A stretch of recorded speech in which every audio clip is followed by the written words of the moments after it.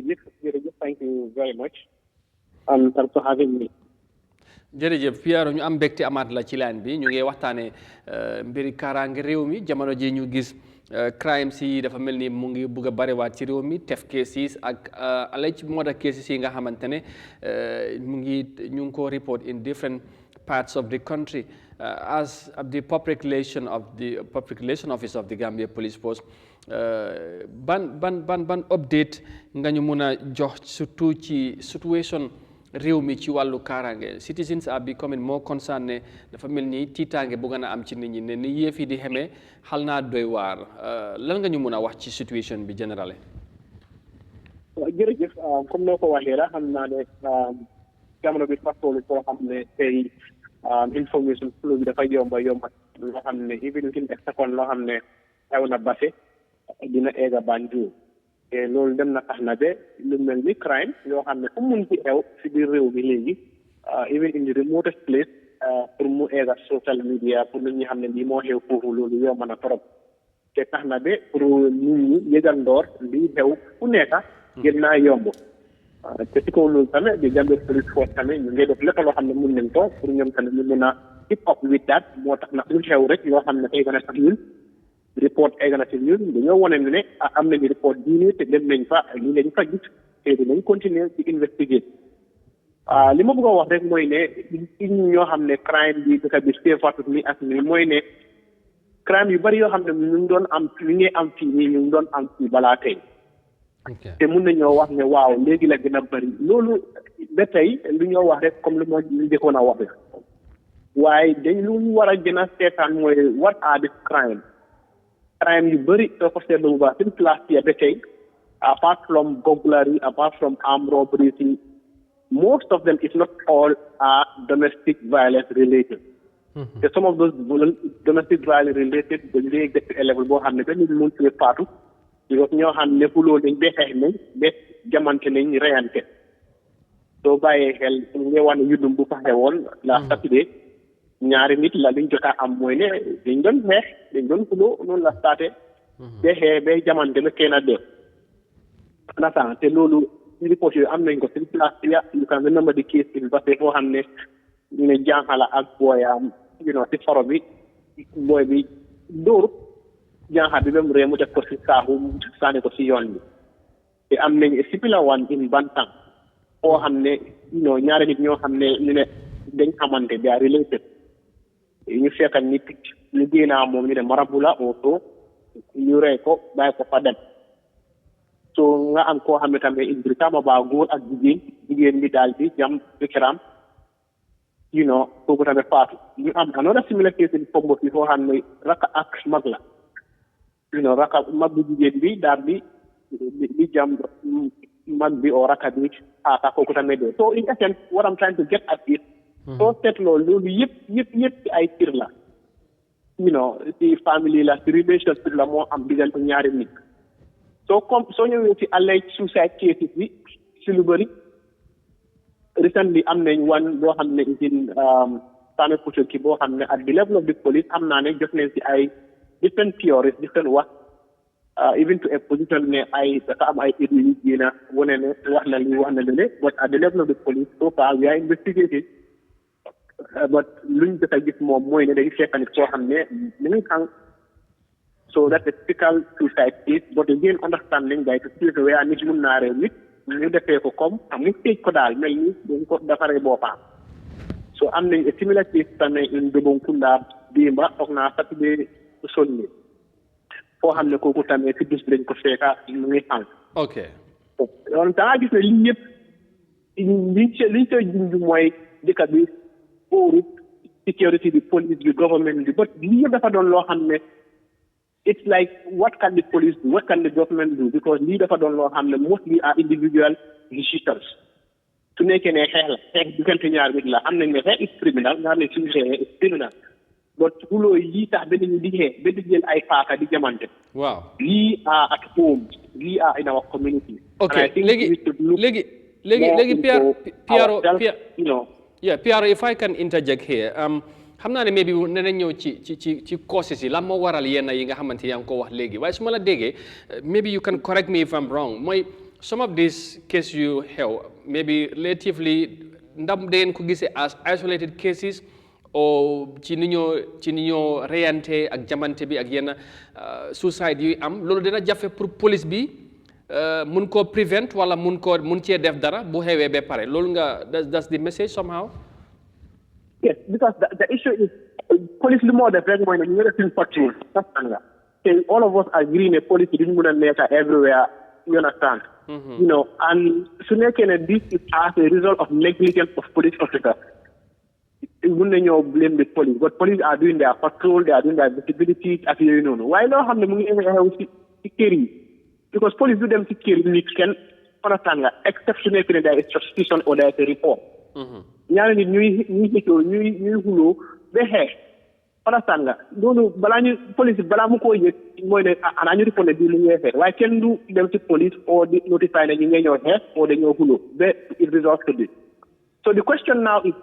why is it that people are resorting to weapons and dirayante? Is it that there is another motive? Nah, dañ lay jël ay drugs. You remember that was a time biñ amee the issue of push bari ci biir dëkk bi. Gis nañ jamante bi ak yu mel noonu.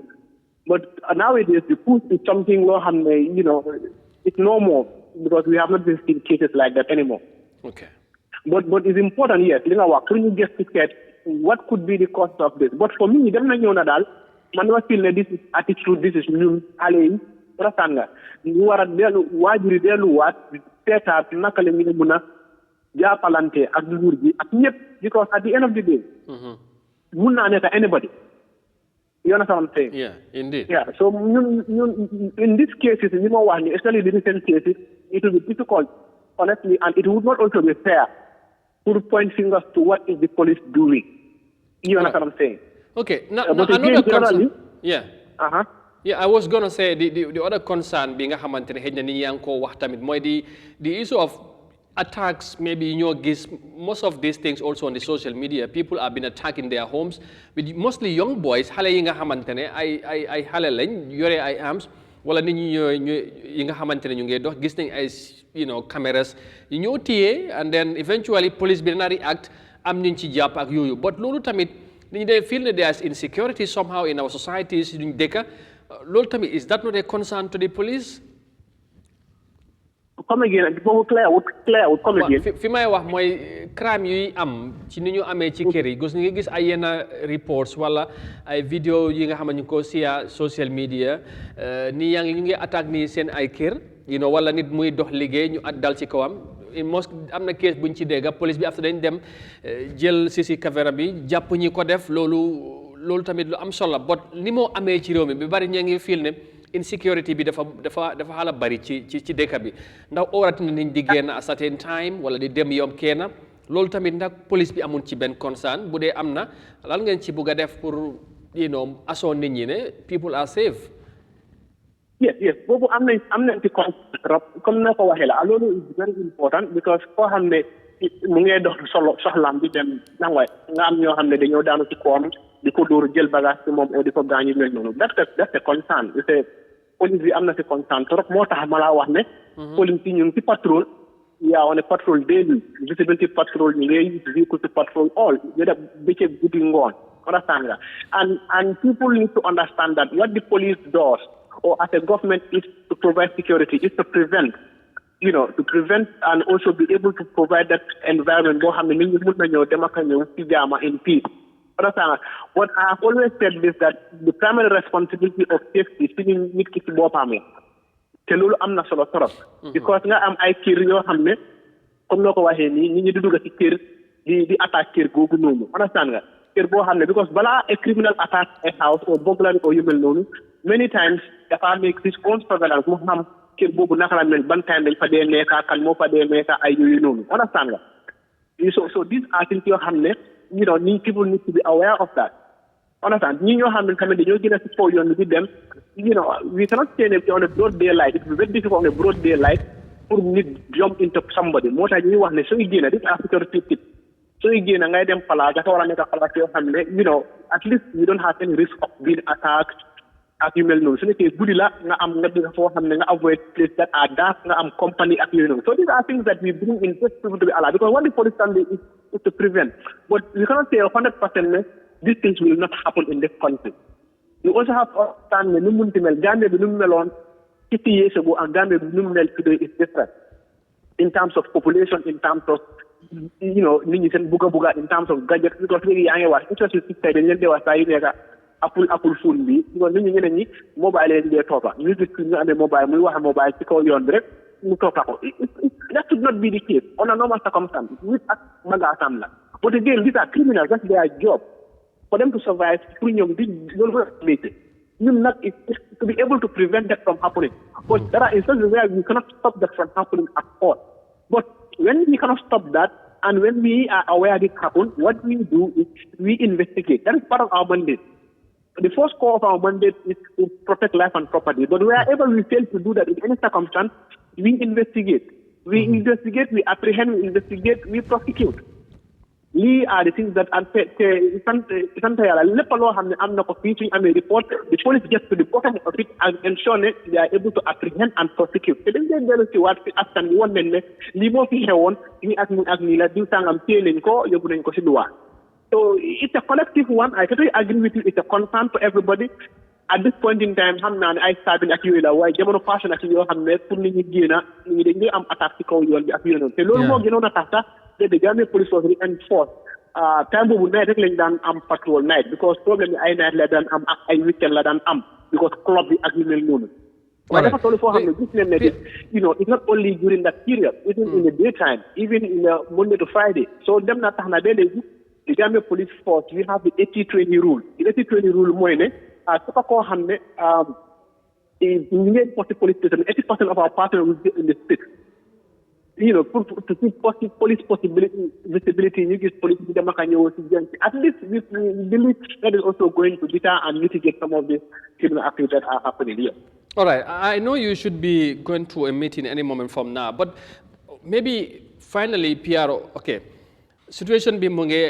how te nit ñi ñu ngi raise ay concerns, and I know the police would be ready to address some of these concerns, but as long as you had said, of course, it's your concern, so does it mean now